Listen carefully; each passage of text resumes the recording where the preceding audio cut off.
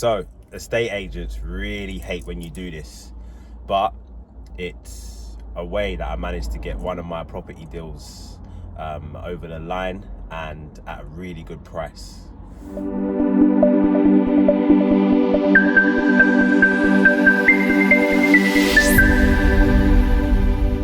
Craig Parker here, Parker's Property Sourcing, just coming at you with another video today. And today's video is about estate agents and what they don't like, but what we have to do as investors, you know. A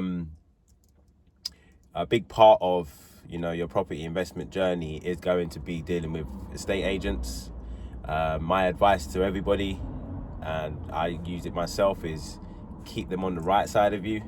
Keep them on the good side of you, make sure that they look at you as a professional investor, professional landlord, and they look at you with respect and know that you're not a time waster. But there are a few things that you're going to have to do that they may not particularly like. So in this video today, I'm going to just break it down for you and give you the best way to go about doing this thing that these investors, this one thing that the estate agents don't like. So I hope by the end of this video, you can do it with confidence and with logic. So the estate agents may be rolling their eyes when you first approach the situation of what we're going to talk about. But then once you justify why you're doing or asking what you're asking, they will then understand. So yeah, let's get into it. So here it is. Making lowball offers. Would you have guessed? Making lowball offers, estate agents really dislike. They really dislike it. However, they only dislike it if you don't justify why you're making that offer. So let me break that down for you. If you've seen a property for 100k, properties in that area are selling for 100, 105k, 95k, similar condition, and you go in and make an offer of 75k without justifying why you're doing that, that makes no sense. And the estate agents, you're going to lose credibility with that estate agent. Yeah, that's not what I'm saying to do here. What I'm saying to do is, as a savvy investor and as a business person like you are, you're going to be looking at deals that have potential, that have great potential. Yeah. So here's how I'd break it down. You're looking in an area where houses are in and around that £100,000 price, for example, and the house you're looking at is, say the houses are selling for £100,000, 95, 105, and the house you're going to view is on the market for 100. Yeah, but you can see that it needs a new kitchen, it needs a new bathroom.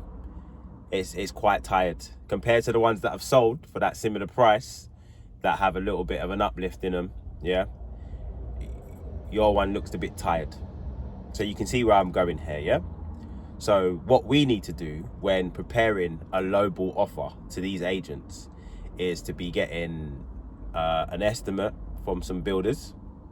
Yeah, getting it quoted to you in your name at that property address. So when you're talking to estate agents and giving them the offer, and you've given them that lowball offer, whatever it might be, however you've worked your numbers, your return on your investments, so on and so forth. After they roll their eyes at your offer, you could say something like this to them. Here's how I've got to this offer. This is a quote that I have been given, or these are a few quotes that I've been given for the refurb to get it to the price, or get it to the standard of the other houses that have sold for this price in this area. That for me is very justifiable. And once you put that across to an estate agent, they have nowhere to go really, and they can only understand what you're saying, because at the end of the day, this is a business, it's an investment for you.